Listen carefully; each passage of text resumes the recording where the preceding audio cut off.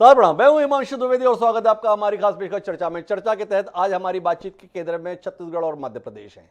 छत्तीसगढ़ और मध्य प्रदेश में दोनों ही विषय चुनावी सियासत से संबंधित हैं।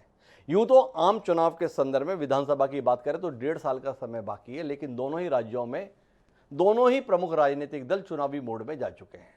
पहले संदर्भ जो हमारा बातचीत का है वो छत्तीसगढ़ का है। छत्तीसगढ़ में एक तरफ मुख्यमंत्री भूपेश बघेल भेंट मुलाकात कार्यक्रम के बहाने सत्ता में बने रहने की कोशिश में है, अर्थात वह इस कोशिश में है कि 2023 में जब चुनाव हो तो जनता एक बार फिर उन पर ही भरोसा करे और उन्हें सत्ता में बनाए रखे। वहीं दूसरी ओर भारतीय जनता पार्टी है जो 2018 को भूल जाना चाहती है। उसकी कोशिश है कि 2018 में जो भी भूल हुई, जो भी चूक हुई, जो भी हमारे द्वारा गलती हुई, उसका परिमार्जन किया जाए, उसे सुधारा जाए और 2023 में जनता को एक बार फिर भारतीय जनता पार्टी के प्रति भरोसा व्यक्त करने के लिए तैयार किया जाए। इसी कोशिश के तहत भारतीय जनता पार्टी के राष्ट्रीय सह संगठन महामंत्री शिव प्रकाश जी और भारतीय जनता पार्टी के राष्ट्रीय महामंत्री और छत्तीसगढ़ प्रभारी पुरंदेश्वरी देवी 2 दिन के छत्तीसगढ़ प्रवास पर रही। पहले पदाधिकारियों से बातचीत की, कुछ कार्यकर्ताओं से बातचीत की, आज कार्य समिति की बैठक की। तमाम फार्मूले उन्हें सुझाने की कोशिश स्थानीय स्तर पर की, जिसका पालन करते हुए उम्मीद की जा रही है कि भारतीय जनता पार्टी 2003, 2008 और 2013 की सफलता की कहानी को एक बार फिर लिख दे। पर क्या वाकई वो फार्मूला मिल गया है? यही हमारा विषय है कि सत्ता वापसी का फार्मूला क्या है। इसी को समझने की कोशिश करते हैं। 3 खास मेहमान हमारे साथ जुड़ रहे हैं, उनसे आपका परिचय कराए।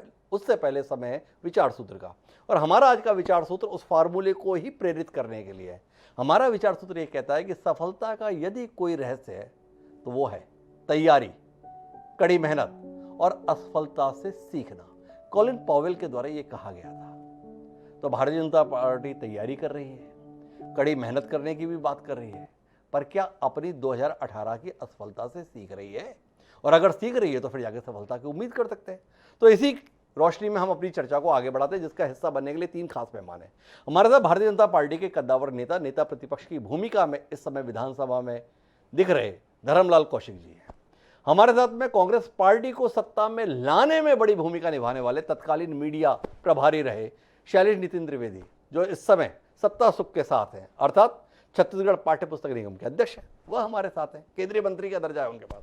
और इन दोनों के बीच में अपनी बेबाक राय देने के लिए छत्तीसगढ़ के वरिष्ठ पत्रकार, दैनिक भास्कर के स्टेट एडिटर शिव दुबे जी भी हमारे साथ हैं। आप तीनों का स्वागत है। चर्चा की शुरुआत धर्मलाल कौशिक जी से करते हैं और उन्हीं से समझने की कोशिश करते हैं।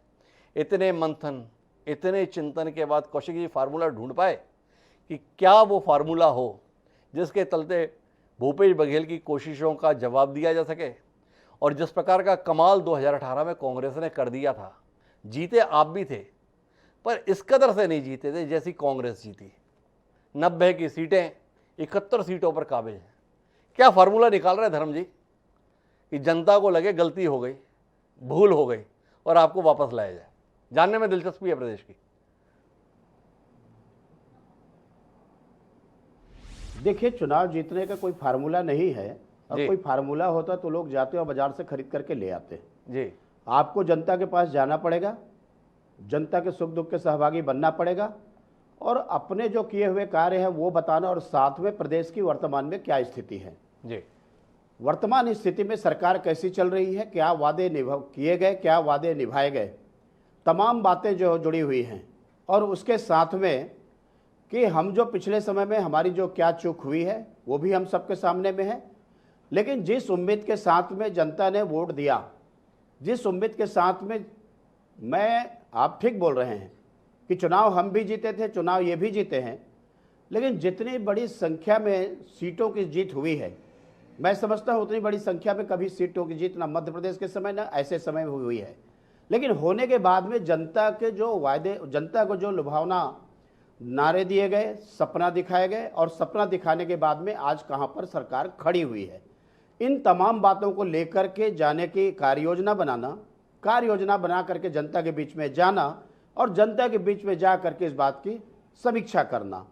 एक तरफ डॉक्टर रमन सिंह 15 साल कार्यकाल में जो कार्य किए, आज जनता उसको नहीं भूल पा रही है, जनता के बीच में है।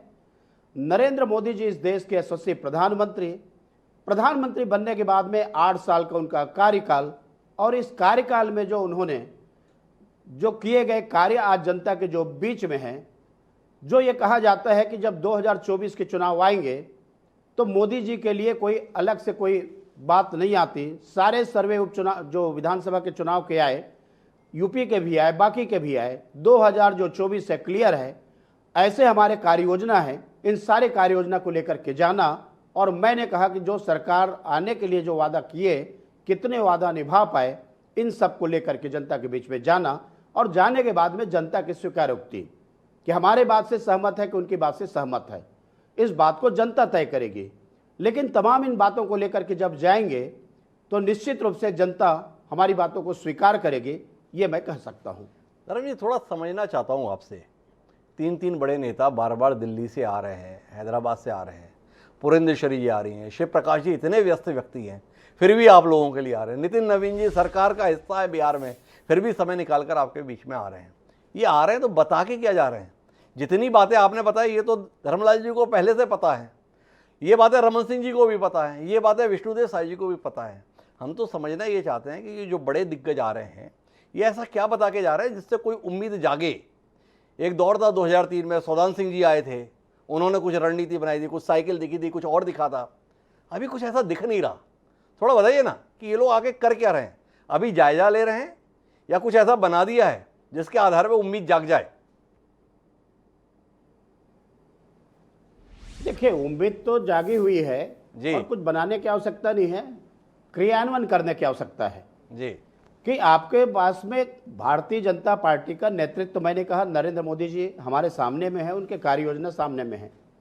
इन सारी बात का इम्प्लीमेंट कैसे हो, प्रक्रिया पार्टी की है, बैठक होनी है, चर्चा होनी है, और चर्चा के दौरान में हमारे जो प्रभारी आते हैं अपना जो सूत्र दे करके जाते हैं, और सूत्र का फार्मूला कुछ नहीं है कि मजबूती के साथ में मैदान में जाना, मजबूती के साथ में कार्यों को अंजाम तक पहुंचाना, चाहे वो संगठन के स्तर पर हो या आंदोलन के स्तर पर हो।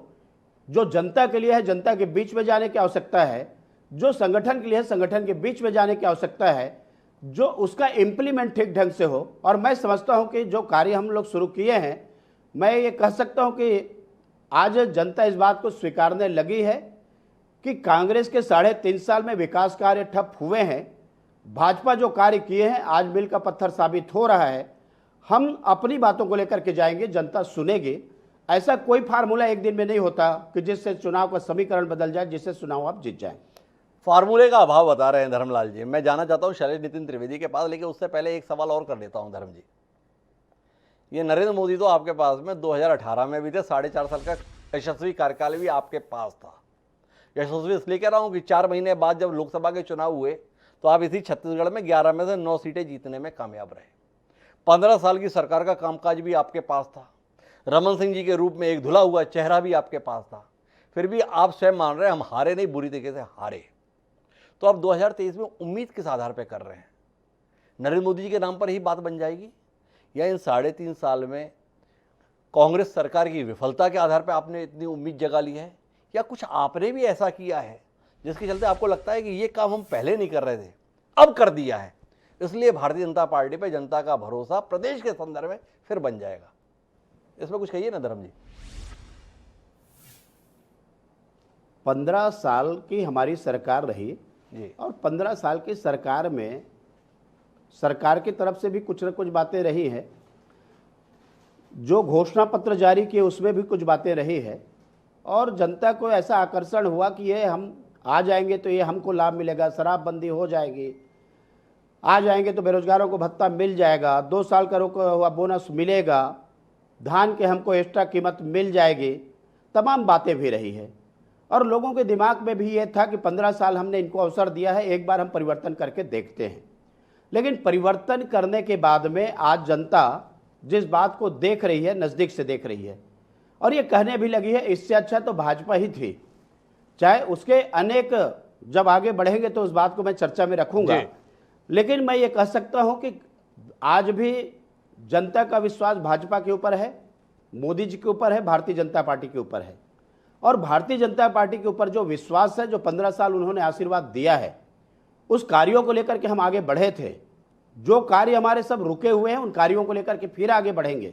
जनता के सामने हमारा उनके सामने वो ऑप्शन है, और वो ऑप्शन में हम लोग जाएंगे और जाने के बाद में जनता स्वीकार करेगी, मुझे पूरा भरोसा है। तो धर्म जी का यह कहना है कि कांग्रेस ने उम्मीदें बहुत जगा दी थी, उन उम्मीदों के चक्कर में ये गड़बड़ हो गई। अब जनता को दिख गया है ये उम्मीदें व्यर्थ की थी, ना शराबबंदी हुई, ना 2 साल का रुका हुआ धान का बोनस मिला, ना बेरोजगारों को भत्ता मिला। तो इसलिए अब हमारे सदर में बहुत दिक्कत नहीं है। जनता को लगने लगा इससे तो भाजपा ही अच्छी थी। शैलेश नितिन त्रिवेदी जी ने 15 साल बहुत प्रेस नोट लिखवाए कि भाजपा किस कदर विफल हुई है। अब वो आपका किया हुआ हुनर धर्म जी के बहुत काम आ रहा है। वो बता रहे हैं विफलता की इबारत जो आप बता रहे थे उससे बेहतर इबारत अब भाजपा लिख रही है आपकी सरकार की विफलता की। आपको अपनी जमीन कितनी खिसकती हुई दिख रही है शैलेश जी? मुझे तो ये लग रहा है जी कि कार्यक्रम की शुरुआत आपने जिस ध्येय वाक्य से की, जी असफलता से सीखना, जी भारतीय जनता पार्टी ने अपनी असफलता से कोई सबक नहीं लिया है। जी भारतीय जनता पार्टी जिस तरीके से छत्तीसगढ़ विरोधी, जन विरोधी, गरीब विरोधी, आदिवासी विरोधी, अनुसूचित जाति विरोधी रवैया 15 साल तक अपनाए रखी और उसके बाद जनता ने उसको जिस तरीके से खारिज किया, भारतीय जनता पार्टी का वही रवैया बदस्तूर जारी है। छत्तीसगढ़ की सरकार ने, हमने तो गंगा जल उठा के कहा था कि किसान का कर्ज हम माफ़ करेंगे और 10 दिन के अंदर माफ़ करेंगे। हमने 10 दिन नहीं लगाया, 7 दिन नहीं लगाए, 10 घंटे नहीं लगाए, सरकार बनने के 1 घंटे के अंदर गंगा जल उठाकर ली गई शपथ को मंत्रिमंडल ने निर्णय लेकर पूरा किया। हमने बिजली बिल हाफ की बात कही थी। आज प्रदेश में जो लोग त्रस्त थे, खासकर गांवों में ये शिकायत, गरीब वर्ग की शिकायत अक्सर मिलती थी कि बिजली बिल बहुत ज़्यादा बढ़ के आता है। आज जिनका बिल 2,500 रुपये आता था, ऐसे लोगों के बिल की दरें कम हुई हैं और विगत 3.5 वर्षों में कोई बढ़ोतरी, नगण्य बढ़ोतरी 1 वर्ष थोड़ी सी हुई, लेकिन कोई बढ़ोतरी हमने नहीं की। जबकि डीजल पेट्रोल के दाम बढ़ रहे हैं, परिवहन लागत बढ़ रही है। हमने किसान को 2,500 रुपये धान का दाम देने का फैसला लिया। 1 साल किसान को पैसा मिला, दूसरे साल इनकी केंद्र सरकार ने रोक लगा दी। एक और इनकी राज्य इकाई आंदोलन करती है, दूसरी ओर इनकी केंद्र सरकार कहती है कि किसान को 1 रुपया अतिरिक्त नहीं देना है। हमने राजीव गांधी किसान न्याय योजना लाई और हमें ये कहते हुए बहुत गौरव है कि ये तो 300 रुपये बोनस 5 साल तक देंगे बोलते थे, नहीं देते थे। 2100 रुपये समर्थन मूल्य देंगे बोलते थे, नहीं देते थे। ये एक दाना धान खरीदेंगे बोलते थे, नहीं खरीदते थे। ये नारा लगाते थे, भाजपा का कहना साफ, हर किसान का कर्जा माफ, और कभी 150-200 से करोड़ से ज्यादा का कर्ज माफ नहीं किया। और हमारी सरकार ने किसान के धान की खरीद की। इन्होंने 15 साल में मैं शैलेश जी थोड़ा विनम्रता से आपको रोकना चाहता हूँ। असल में ये जो बातें आप कह रहे हैं ना, ये 3.5 साल से कोई मंच ऐसा नहीं है जिस पे आपने नहीं कहा या आपके नेताओं ने नहीं कहा। अभी माननीय मुख्यमंत्री जी भी पूरे प्रदेश के दौरे पे निकले हुए हैं, ये सारी बातें वो रख रहे हैं। पर इस समय जरूरत इसकी नहीं रह गई है। धर्मलाल जी अब उन बातों को लेकर बीच में जाने की बात कर रहे हैं, इस कार्यक्रम में भी रख रहे हैं जो आपने नहीं की। इनके कुछ उत्तर खोजिए। उन्होंने बताया शराबबंदी के संदर्भ में, उन्होंने बताया बेरोजगारी भत्ते के संदर्भ में, उन्होंने जानना चाहा कि आपने कहा था 2 साल का जो पुराना बोनस भाजपा ने नहीं दिया हम देंगे, 3 साल हो गए नहीं मिला। तो थोड़ा इनके उत्तर खोजिए। धर्मलाल जी को जिज्ञासा इन उत्तरों के संदर्भ में है और उनकी उम्मीद भी इनके उत्तर न मिलने को लेकर है आपके पास उत्तर? हाँ, आपने बहुत अच्छा प्रश्न किया और मुझे चेताया भी। मैं इसके लिए आभार व्यक्त करता हूँ जी। हमारी सरकार को 5 साल के लिए जनादेश मिला है जी। अभी तो 3.5 साल हुए हैं, 1.5 साल का समय भी बाकी है। हमने अभी प्रश्न पत्र का उत्तर पूरा लिखा ही नहीं जी। हमारे वैल्यूएशन करने की कोशिश कहाँ तक सही है। और दूसरी बात, एक छात्र परीक्षा में बैठता है, 35% मार्क्स ले लेता है तो उसको पास कहा जाता है। 50% में सेकंड डिवीजन आती है, 60% में फर्स्ट डिवीजन आती है, 75% में डिस्टिंक्शन आता है। हमारी सरकार तो ऑलरेडी डिस्टिंक्शन प्राप्त कर चुकी है। जो उपलब्धियां, जिस तरीके से आदिवासियों को वन अधिकार पट्टे दिए गए, उन उपलब्धियों को देखते हुए हमारी नाकामियों को लेकर जो सवाल उठाए जा रहे हैं वे सिर्फ और सिर्फ झूठा प्रचार है। जहां तक आप धर्मलाल कौशिक जी ने जो कुछ मुद्दे उठाए हैं, मुझे ऐसा लगता है कि सरकार का कार्यकाल पूरा होने के पहले भाजपा के सारे सवालों के जवाब हमारी सरकार भी देगी, प्रदेश की जनता भी देगी। और आज 71 सीटें हैं। मुझे याद है पिछले विधानसभा चुनाव के पहले अमित शाह जी जब आए थे छत्तीसगढ़, उन्होंने भाजपा के लिए कहा था मिशन 65+, लेकिन 68 सीटें कांग्रेस की आईं। इस बार हम 71 से ज़्यादा सीटें प्राप्त करेंगे, ये बात मैं बड़े दावे के साथ कहता हूं। जनता के स्नेह के कारण, भूपेश बघेल सरकार की उपलब्धियों के कारण और जिस तरीके से फर्जी मुठभेड़ों से राज्य को मुक्ति मिली है, अनुसूचित जाति के लोगों पे जो हमले होते थे, बन्नू सतनामी का, कवर्धा का मामला, भुरकी का मामला, अभी छत्तीसगढ़ के लोग भूले नहीं हैं और छत्तीसगढ़ के लोग कांग्रेस के साथ खड़े हैं। कांग्रेस की सरकार ने छत्तीसगढ़ की अस्मिता को, छत्तीसगढ़ के स्वाभिमान को, मैं छत्तीसगढ़ एक की बात समझना चाहूंगा शैलेश जी, देने जब का माफ कीजिएगा आप इतने सब सारी चीजें गिना रहे हैं, अगर ऐसा है तो फिर जाके ये धरना प्रदर्शन को लेकर रोक लगाने के संदर्भ में आपको कानून आदेश जारी करने की नौबत क्यों आन पड़ी? ये जानने में लोगों की दिलचस्पी है कि जब सब कुछ ठीक है तो विरोध प्रदर्शन को लेकर आपको इस प्रकार की व्यवस्था क्यों बनानी पड़ी, किस बात से? जिस भारतीय जनता पार्टी की योगी आदित्यनाथ सरकार ने जो कानून पारित किया, उसकी तुलना में बहुत ही बेहतर और अच्छा कानून पारित करने पे भाजपा धरना प्रदर्शन करती है। लोगों को असुविधा होती है बिना जानकारी के, बिना सूचना के ऐसे आंदोलनों से, और अगर उसके लिए एक जगह नियत की जा रही है तो भाजपा को इससे तकलीफ क्यों हो रही है? क्या भाजपा जन सुविधाओं को बाधित करके ही सरकार में भाजपा जन सुविधाओं को बाधित ही करना चाहती है? डिस्टिंक्शन से पास सरकार है, 1.5 साल का समय बचा हुआ है, इसलिए किस बात को लेकर इतना हाहाकार है, ये भाजपा को लेकर शैलेश नितिन त्रिवेदी का कहना है। गलत कह रहे हैं धर्मलाल जी, इसका उत्तर किससे लूं? तो मेरे पास में छत्तीसगढ़ के वरिष्ठ पत्रकार शिव दुबे जी हैं। शिव जी, आपसे ही समझ लेते हैं, धर्म जी की उम्मीद, धर्म जी की अपेक्षा नाजायज है? तैयारी को लेकर आपको भरोसा आ रहा है भाजपा पे? जीतेंगे नहीं जीतेंगे बात की बात है, लड़ तो ठीक से लेंगे कि नहीं लड़ लेंगे? शिव दुबे जी। देखिए, मैं आदरणीय धर्मलाल जी की बातों को और शैलेश जी की बातों धर्म जी, आता हूं मैं आपके पास, एक बार शिव दुबे जी की पूरी बात सुन लें जी। मैं दोनों की बातों को सुन रहा था जी, और ऐसा लग रहा था कि दोनों का अपना अलग अलग राग है, अपना अपना स्तुति गान है जी, पर सब्जेक्ट जो है, उस सब्जेक्ट पे बात ये हो रही थी कि क्या बीजेपी अभी जो कर रही है उससे उसको सफलता मिलेगी जी, या बीजेपी ने जो ट्रैक पकड़ा है उससे उनको मंजिल मिलेगी? जी, मूल मुद्दा यही है। सरकार क्या कर रही है, सरकार आगे क्या करेगी, या सरकार ने पीछे क्या किया, इस पे बात करने से शायद हम उद्देश्य से या सब्जेक्ट से भटक रहे हैं। जी, सबसे बड़ा सवाल यह है, जो आपने मूल मंत्र शुरू में ही बताया था कि असफलता से सीख हमने ली क्या। जी, तो मैं आपकी बातों से पूरी तरह सहमत हूं। जी, बीजेपी ने असफलता से सीख ली है क्या, यह सबसे बड़ा सवाल है। जी, और जहां तक आपका सवाल है भाजपा को सफलता मिलेगी कि नहीं मिलेगी, जी, आज की परिस्थितियों में, आज के संदर्भ में बात करें तो मुझे लगता है कि भाजपा ने अभी तक वो ट्रैक नहीं पकड़ा है जिसमें सफलता की मंजिल दिख रही। जी, भाजपा ने केवल वही काम किया है जो विपक्ष में बैठे दल को करना चाहिए, या विपक्ष में बैठे दल के नेता औपचारिकता पूरी करने के लिए जो करते हैं वो कर रहे हैं। जी, अभी एक बैठक हुई, उसमें कहा गया कि सरकार ने कुछ नहीं किया। जी, सरकार जो कर रही है उससे जनता में नाराजगी है। जी, जनता में नाराजगी है या खुशी है, क्या आपने अब तक इसका कोई आकलन किया है? क्या उसका मापदंड क्या है? आपने नाराजगी का या खुशी का कोई मापदंड आपने तय किया है क्या? मुझे नहीं लगता कि भाजपा के पास अभी इसका कोई उत्तर है। मुझे जहां तक लगता है कि भाजपा अभी केवल और केवल एक विपक्ष के बयान के तौर पर बयानों को जारी कर रही है। जो विपक्षी दल को जो करना चाहिए वही बयान जारी कर रही है भाजपा। और भाजपा में बैठे लोग इस बात को शायद अभी नहीं समझ पाए हैं कि यथार्थ में जब तक नहीं जाएंगे, यथार्थ की जो कठिनाइयां हैं उसको जब तक नहीं समझेंगे, तब तक हम शायद सफलता के ट्रैक पर नहीं आ पाएंगे।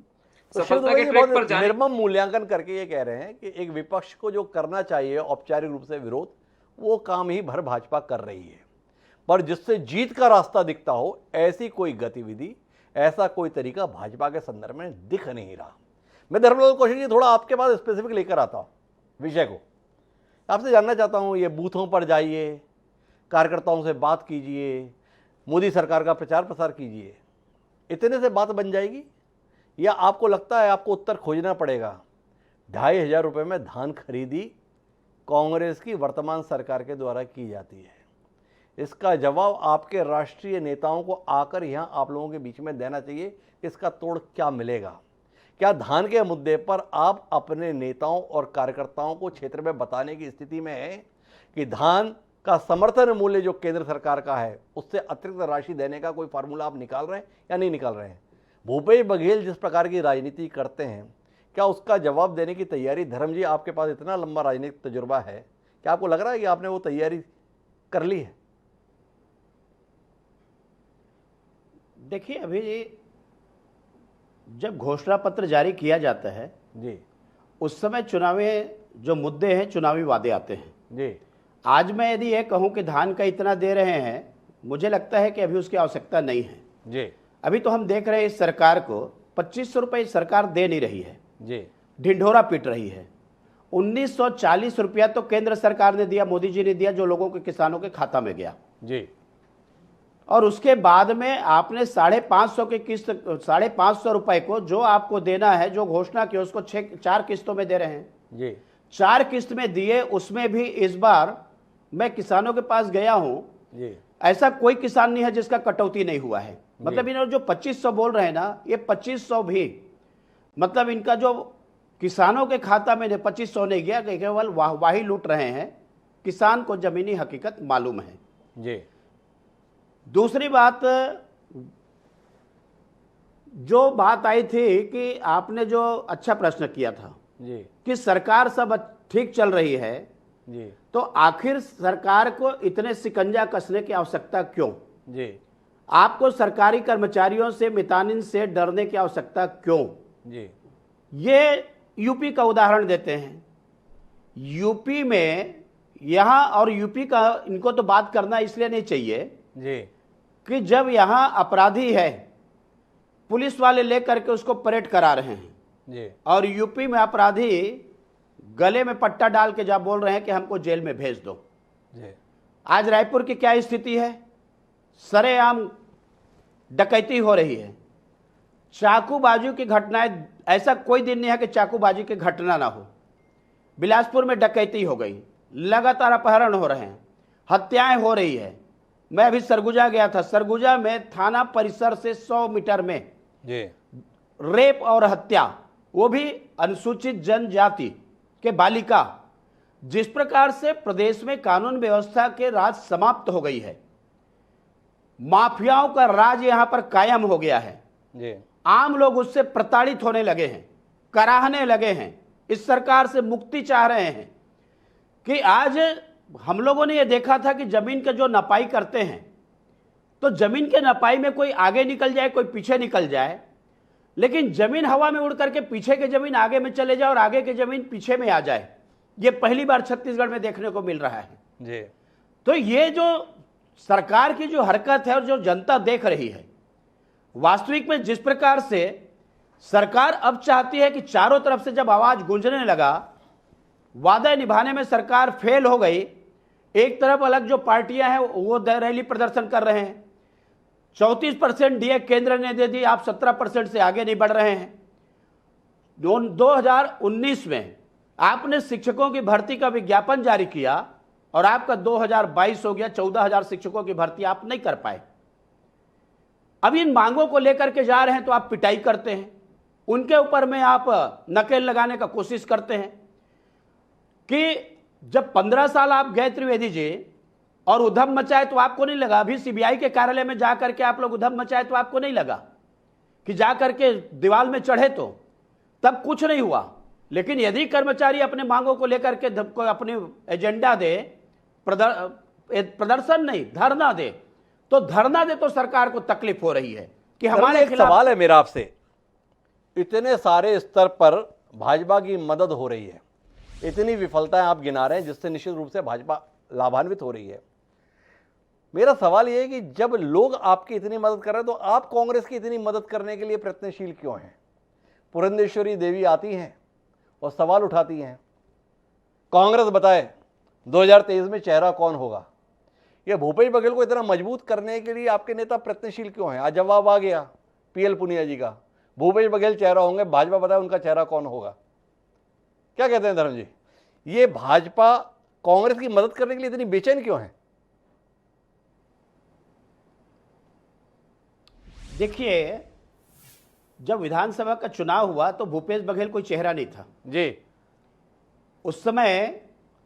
ताम्रध्वज साहू का नाम, टी.एस. बाबा का नाम, जी। चरणदास महंत का नाम, भूपेश बघेल का नाम। जी बहुमत आने के बाद में भूपेश बघेल नेता चुने गए 50-50 का, जी कि 2.5 साल ये रहेंगे, 2.5 साल ये रहेंगे। जी आज वो पार्टी पूछ रही है हमसे कि तुम्हारा चेहरा कौन होगा, जिसका चेहरा कभी कोई नहीं रहे हैं। जी और बहुमत आने के बाद में इतने घमंड करने की आवश्यकता क्यों कि चेहरा कौन रहेगा? जी हमारा जो चेहरा है कमल फूल है, जिसकी विश्वसनीयता है। जी हम कमल फूल को लेकर के जाएंगे। मोदी जी हमारे सबसे लोकप्रिय नेता, जी केवल हिंदुस्तान में नहीं अंतर्राष्ट्रीय स्तर पर मैं बोल सकता हूं, जी जिसकी विश्वसनीयता है, जिसकी छाप है, ऐसे हमारे पास में नेतृत्व है। आज हमको चेहरा तय करने की आवश्यकता नहीं है। हमें चेहरा तय करने की आवश्यकता नहीं है, ये कह रहे हैं हमारे साथ धर्मलाल कौशिक। लेकिन शिव दुबे जी को हस्तक्षेप करना चाह रहे थे जब धर्मलाल जी बोल रहे थे। एक बार शिव दुबे जी का हस्तक्षेप लेते हैं और फिर शैलेश नितिन त्रिवेदी जी से आखिरी दौर की बातचीत करते हैं। जी शैलेश जी। जी शिव दुबे जी। बोलना नहीं चाह रहा था, मेरा एक सवाल था जी, क्या हम दूसरे की असफलता पे अपनी मंजिल तय करना चाह रहे हैं या अपनी मेहनत पे अपनी मंजिल तय करना चाह रहे हैं? ये एक बड़ा सवाल है। बीजेपी के पास इसका जवाब है क्या? बड़ा सवाल आज की डेट में। मैं नहीं कर रहा हूं, प्रदेश की शिव जनता दुबे भी जी शायद बड़े संजीदा पत्रकार हैं। वो आपसे जानना चाहते हैं कि आपकी सारी उम्मीदें वर्तमान सरकार की नाकामी से जुड़ी हुई हैं या आपको अपनी मेहनत, अपने परिश्रम, अपने पुरुषार्थ पर भी कुछ यकीन है जिसके आधार पर सफलता की कोई उम्मीद की जाए? जी धर्म जी। जी देखिए, किसी के नाकामी, हम सकारात्मक चुनाव लड़ते हैं, पॉजिटिव चुनाव लड़ते हैं। जी किसी के नाकामी को ले जा करके उसके बल पे चुनाव लड़ना नहीं चाहते। जी एक मुद्दा वो हो सकता है, चुनाव में अनेक फैक्टर काम करते हैं। जी विश्वास भाजपा के ऊपर है जनता का, और जी। जनता भाजपा के ऊपर विश्वास करेगी। ये काम हमको करके हमने 15 साल में दिखाया है, आने वाले समय में भी हम करके दिखाएंगे। इसलिए उनके नाकामी है, नाकामी तो उनके रहेंगे, लेकिन जनता को ये विश्वास दिलाना है कि इस सरकार से अच्छा भाजपा है और भाजपा ने जो किया है वो किया है। और इस बात का विश्वास दिलाने के लिए हम जनता के बीच में जाएंगे और जनता की अदालत में जाकर के अपनी बातों को रखेंगे। तो कुल मिला के भूपेश है तो भरोसा है, भाजपा है तो भरोसा है, और किस पे जनता को भरोसा है, यही कुल मिला के सवाल रहने वाला है। शैलेश नितिन त्रिवेदी, आपके पास मैं आखिरी सवाल के लिए जाना चाहता हूं। कुल मिला के छत्तीसगढ़ में अपनी उपलब्धि पर आप जितने भी मुग्ध हों, पर भाजपा की पूरे देश के संदर्भ में सफलता है और आपकी पराजय की कहानियां हैं। भारतीय जनता पार्टी के लिए निश्चित रूप से छत्तीसगढ़ प्रतिष्ठा का प्रश्न रहने वाला है।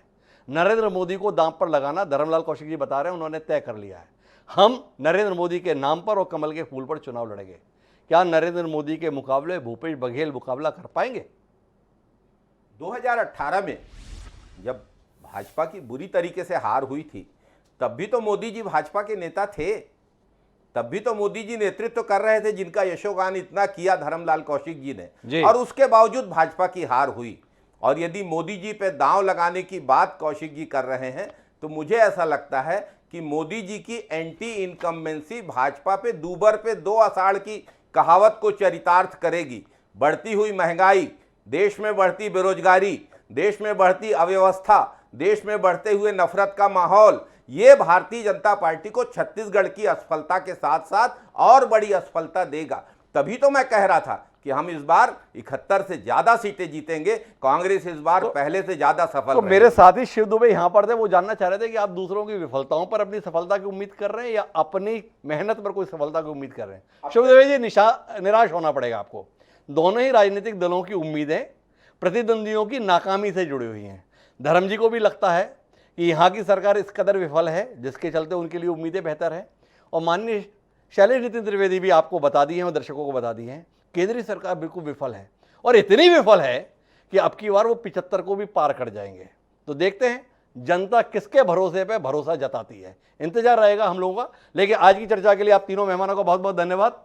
समय एक छोटे से ब्रेक का, ब्रेक पर जाएंगे, ब्रेक के बाद लौटेंगे तो मध्य प्रदेश में पंचायत चुनाव को लेकर तारीखों का ऐलान हो गया है, और इनके बीच में शिवराज सिंह ने एक नई किस्म की घोषणा भी भविष्य को लेकर की है। इसी पर बात करेंगे। पंचायत चुनाव केंद्र में रहेगा, कहीं जाइएगा नहीं, हम गए और आए मध्य प्रदेश की सियासत को लेकर बात करने के लिए।